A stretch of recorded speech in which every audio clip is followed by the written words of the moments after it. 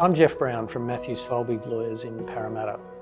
First of all, can I say, as the chairman of a business that's operating in Parramatta, we are acutely aware of the challenges that businesses are facing right now. The most important thing, of course, is for us all to stay well, but once we've locked that down, it is very important for us, to the greatest extent we possibly can, to keep our businesses strong during this process. At Matthews Folbig, it's fair to say we've been inundated with inquiries about how to deal with the legal challenges that have been thrown up by the coronavirus.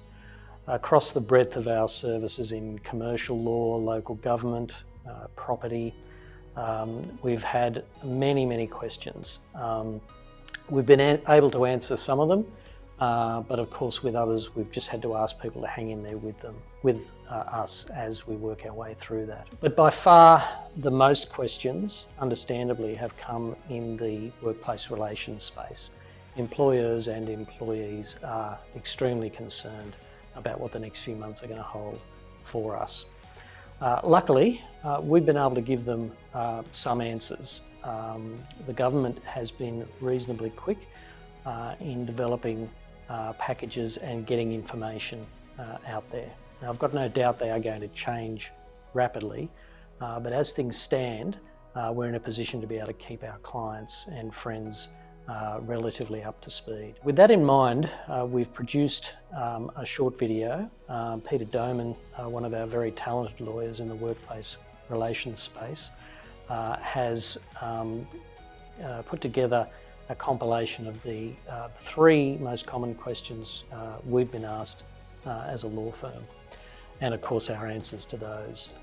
So we'll be showing that to you in a moment.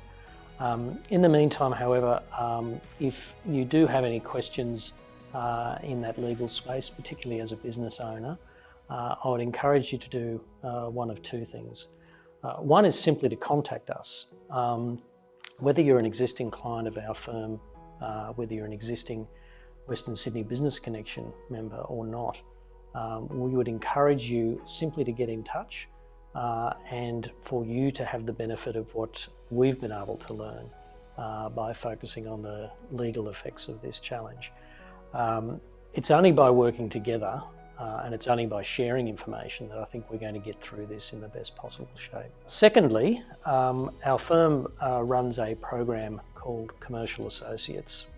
It's an attempt to build a special relationship with certain clients of our firm and prospective clients of our firm. And the best way we do that is online through sharing information and also having dedicated phone lines and other means of communication straight through to our lawyers. It's free to join and we are expanding the program in light of the coronavirus and the challenges it's going to throw up in terms of physically being able to get out and interface with people. We'll provide some contact details for that as part of this video. I hope you get something out of what Peter has to say. For those Western Sydney Business Connection members that are watching this, I look forward to catching up with you, hopefully at an event in the not too distant future. And of course, feel free to contact my firm if you've got any questions about any of this. Thank you. As an employer, the way I see it, you have three main obligations. Firstly, if you're performing or conducting a non-essential business, you need to be shut down now. The requirement for non-essential businesses to shut down took effect for those businesses that fall within the categories of a non-essential business, and they're outlined online at business.gov.au. You should not be trading anymore. So that's the first thing. The second thing is that you need to comply with and ensure compliance with the social distancing requirements within the workplace. So essentially that means that if you if you have an indoor premise, which most businesses and offices will be, you need to ensure there's no more than 100 people within that office or that building or that self-contained space indoors. Secondly, even if you do comply with that requirement, you need to ensure there's a gap of or a space of 1.5 metres between each person operating and interacting within that space. So that's the second thing. The third and final thing is you as an employer need to continue to comply with your work health and safety obligations. and that is essentially to ensure, as far as reasonably practicable, the health and safety of workers and other persons within the premises. Examples of what may satisfy that requirement will depend on the circumstances of your business and the workplace. It can include things like ensuring there's hand washing stations, ensuring there are tissue boxes and hand sanitizer on hand, ensuring there are cleaning services conducted daily at the workplace, including in specific cubicles or workstations. If it's a high risk area, implementing or incorporating a policy or procedure to minimise the risk of contamination or infection. So those are the obligations. In terms of the risks, it's still early days, so we'll have to wait and see what comes out of all this. But in my respectful view, it's really going to be the same risks that you see arise in respect of other work-related injuries and illnesses, and those are mainly workers' compensation. There could also be work cover inquiries. There could be personal injury claims for serious illness or even death. And there could also be more complicated claims such as breach of contract claims.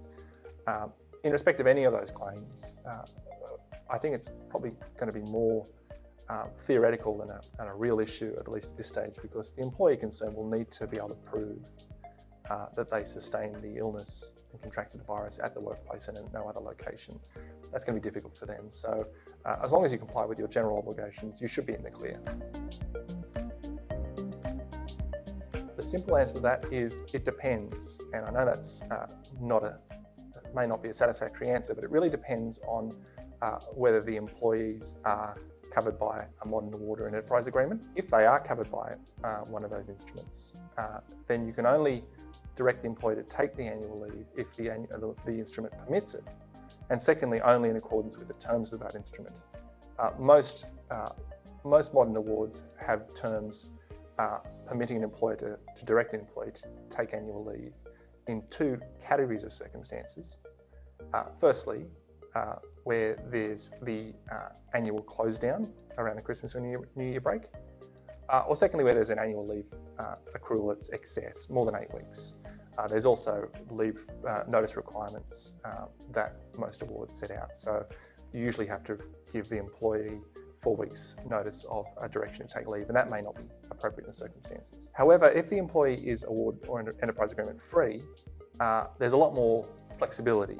The provisions relating to the right to direct employees to take annual leave is set out in the Fair Work Act, and essentially allows an employer to issue a such a direction if the direction isn't made reasonably. In our view, given the current viral outbreak, the business closures and the risk of infection, I would say that any direction to a award or an enterprise agreement free employee to take their annual leave at this time would be reasonable.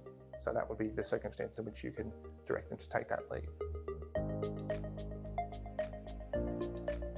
This is one of the most common questions we've been receiving over the last 2 weeks. There are provisions within the Fair Work Act that allow employers to stand down employees without pay, but it's a very narrow entitlement, and it relates to certain circumstances, but the relevant circumstance for our purposes, given the coronavirus outbreak, is where employees are not able to be usefully employed due to a stoppage of work for which the employer cannot reasonably be held responsible. Now that's very narrowly interpreted, and the language of that section is important.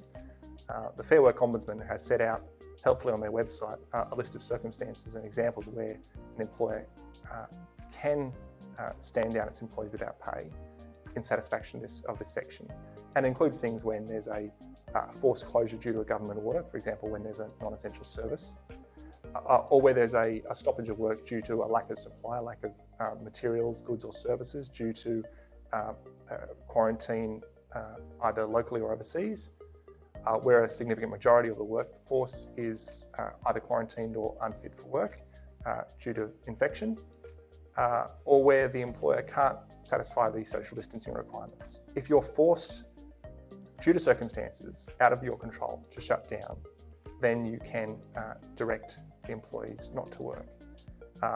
It's also important to remember that if you can direct your employees to perform some other duties or some other functions, then they still can be usefully employed, and the right to stand them down without pay doesn't arise. So, for example, if you can stand down your if you can direct your employees to work from home, or in some other capacity, or at some other venue, then you cannot stand them down without pay, even though there might be a stoppage or a closure of the business premises itself. Except in those circumstances, an employer cannot suspend or stand down their employees without pay. If they can, and if you do satisfy the provisions of that term, then you still have to keep in mind that the period of stand down counts as service for the purpose of the Fair Work Act. That means that the employees will still accrue their annual leave entitlements and long service leave. They are able to take their annual leave during the period of stand down, and that may be an appropriate resolution and way to keep your employees paid and minimise your financial costs. Also importantly, if there's any period of public holiday falling during a period of unpaid close down, the employees are entitled to get paid for that period. And finally, the employees are entitled to take paid personal carers leave if they are sick or unable to work due to some illness or injury, or to take care of a family member or member of the household who's sick with the coronavirus or some other illness. So just because there's the unpaid stand down, there may be circumstances where you're still required to pay them for specific periods during the period of stand down.